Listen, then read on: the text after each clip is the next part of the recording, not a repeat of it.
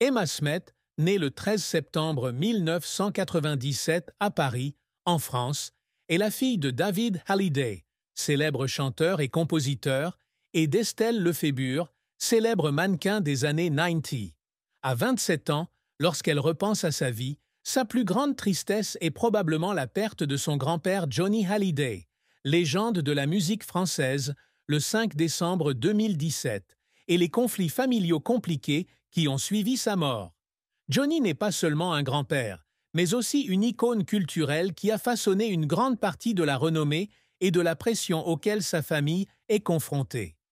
Johnny Hallyday est décédé d'un cancer du poumon à l'âge de 74 ans, laissant un vide dans le cœur d'Emma et de sa famille qui ne pourra jamais être comblé. Fils unique de Johnny avec Sylvie Vartan, David Hallyday, le père d'Emma, a dû faire face à la douleur de la perte de son père, tandis qu'Emma, petite fille, a assisté à l'éclatement de la famille dans une bataille juridique autour de l'héritage. La dispute entre David et Laura Smet, la tante d'Emma, et Laetitia Hallyday, la dernière épouse de Johnny, a secoué la famille Smet-Hallyday, transformant une douleur personnelle en drame public. Dans une rare interview accordée à Télépoche en 2020, Emma partageait « J'ai changé d'école 5 fois. Une fois parce que j'étais victime de harcèlement à cause de mon héritage. » Cette tristesse n'est pas seulement une perte personnelle, mais aussi la pression de la réputation familiale, qui l'a fait se sentir isolée dès son plus jeune âge. La mère d'Emma, Estelle Lefébure, avait toujours essayé de la garder, elle et sa sœur Ilona Smet, loin des projecteurs, mais le décès de Johnny a propulsé la famille sous les projecteurs des médias. Emma a confié un jour à Gala.fr, lors d'une conversation, qu'elle se sentait impuissante en voyant son père, David, souffrir, mais qu'elle ne pouvait pas l'exprimer publiquement en raison des barrières juridiques et médiatiques. Elle a assisté aux funérailles de Johnny à l'église de la Madeleine à Paris avec sa famille, et l'image d'elle debout silencieusement aux côtés de ses parents est restée gravée dans l'esprit du public. Cependant, la plus grande tristesse n'était pas seulement de le perdre, mais aussi le sentiment de perdre l'unité familiale, ce qu'elle chérissait le plus autrefois. Dans une publication Instagram de 2018, elle a écrit « La famille est tout, mais parfois c'est aussi la chose la plus difficile à préserver. » Cette tristesse s'est encore aggravée lorsqu'elle a dû faire face à la pression de porter les noms de famille Smet et Hallyday. Enfant, elle était victime d'intimidation à l'école à cause de la réputation de sa famille, qu'elle appelle le fardeau de la lignée. En grandissant, elle a dû apprendre à vivre avec une attention indésirable, surtout après la mort de Johnny, lorsque chacun de ses mouvements a été scruté. La plus grande tristesse d'Emma Smet est une combinaison de pertes personnelles, son grand-père bien-aimé, et de la désintégration d'une famille autrefois très unie, combinée à la pression de vivre à la hauteur d'un héritage qu'elle n'a pas choisi. La carrière d'Emma Smet a été un voyage inspirant, avec des hauts et des bas inévitables dans l'industrie du divertissement française. Petite fille de Johnny Hallyday et de Sylvie Vartan, elle a grandi dans une famille d'artistes, mais son chemin vers le succès a été le fruit de persévérance et d'efforts personnels. Emma a commencé sa carrière comme mannequin, héritant de sa beauté élégante de sa mère, Estelle Lefébure. En 2015, à l'âge de 17 ans, elle apparaît avec sa mère dans une campagne publicitaire pour Mixa, une célèbre marque de cosmétiques française, célébrant le 10e anniversaire de la gamme de produits Lait Corps Réparateur. Avec ses yeux bleu clair, ses cheveux dorés et sa silhouette parfaite, elle a rapidement attiré l'attention du public. Cet événement marque la première fois qu'elle se retrouve sous les projecteurs, bien qu'elle ait toujours vécu une vie privée. Le plus grand succès d'Emma est arrivé en 2019, lorsqu'elle a rejoint le casting de Demain nous appartient, une série télévisée à succès sur TF1. Le rôle de Sophia Donier-Jacob, une fille forte, intelligente mais émotive, a porté son nom à de nouveaux sommets. La série, diffusée depuis 2017, est un phénomène en France avec des millions de téléspectateurs chaque soir, et l'apparition d'Emma apporte un vent de fraîcheur.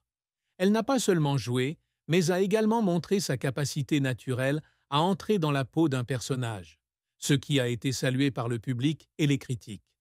J'attendais cette opportunité depuis longtemps, et quand elle est arrivée, j'ai su que je devais la saisir, a-t-elle partagé dans une interview accordée à Télé Loisirs en 2019. Le rôle court jusqu'en 2022, date à laquelle le personnage de Sofia quitte Sète pour s'installer en Espagne avec son petit ami, avec Romain. Mais TF1 insiste sur le fait que la porte est toujours ouverte à son retour.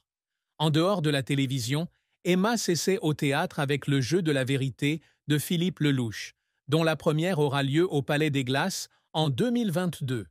Ce rôle est un tournant, puisqu'elle passe du petit écran à la grande scène, face au public directement. Son courage a été récompensé par des applaudissements nourris et des journaux français comme Le Figaro l'ont salué comme un jeune talent prometteur. Elle a également joué dans le film Les SAGPA 2022, aux côtés d'Hichem Bougueraba, élargissant sa carrière au grand écran et prouvant sa polyvalence. Malgré ses nombreux succès, la carrière d'Emma n'a pas été sans échec. L'un de ses premiers échecs a été lorsqu'elle s'est lancée dans le mannequinat à temps plein après la campagne Mixa. Malgré son potentiel, elle n'a pas suivi cette voie comme sa sœur Ilona, devenue mannequin professionnel. Emma a un jour admis dans une interview avec Elle.fr qu'elle se sentait sous pression d'être comparée à sa mère, une icône de la mode, et a décidé de se retirer pour trouver sa propre voie. Un autre revers a été son départ de Demain nous appartient en 2022, même si TF1 a expliqué que ce n'était que temporaire en raison de son emploi du temps chargé. De nombreux téléspectateurs ont estimé qu'elle avait raté l'occasion de conserver sa place dans une série qui était à son apogée. Certains articles sur Pure People se sont demandé si elle n'avait pas été trop hâtive en quittant le rôle de Sofia pour tenter sa chance sur scène et au cinéma, alors que sa carrière à la télévision était en plein essor. Ce changement lui a fait perdre certains de ses fans fidèles et certains de ses projets scéniques ultérieurs n'ont pas obtenu le succès escompté.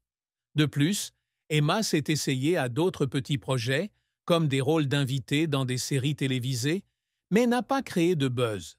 Cet échec est en grande partie dû à la pression de sortir de l'ombre de la famille Halliday-Smith, où chacun de ses gestes était comparé à celui de son grand-père Johnny, de son père David ou de sa tante Laura Smith, qui étaient tous déjà des artistes célèbres.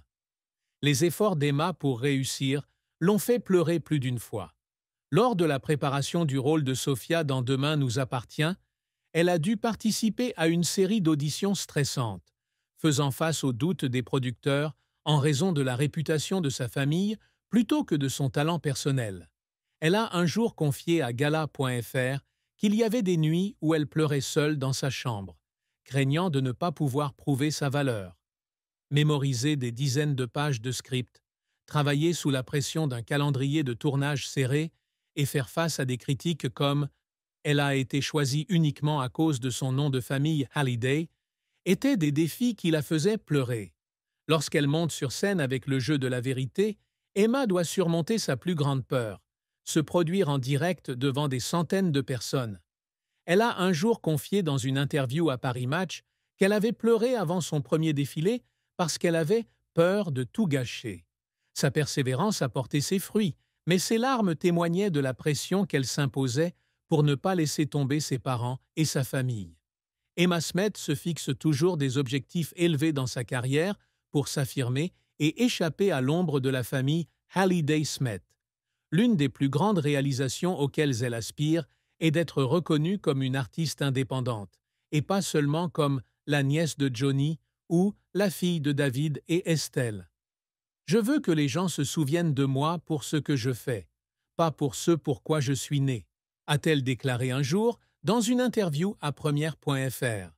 Pour y parvenir, elle s'essaie constamment à de nombreux domaines, de la télévision, de la scène au cinéma, avec l'espoir de créer sa propre marque. Un autre objectif qu'elle vise est de faire connaître son talent au monde. Malgré son succès en France avec Demain nous appartient, elle rêve de participer à un projet international, peut-être un film hollywoodien ou une série Netflix.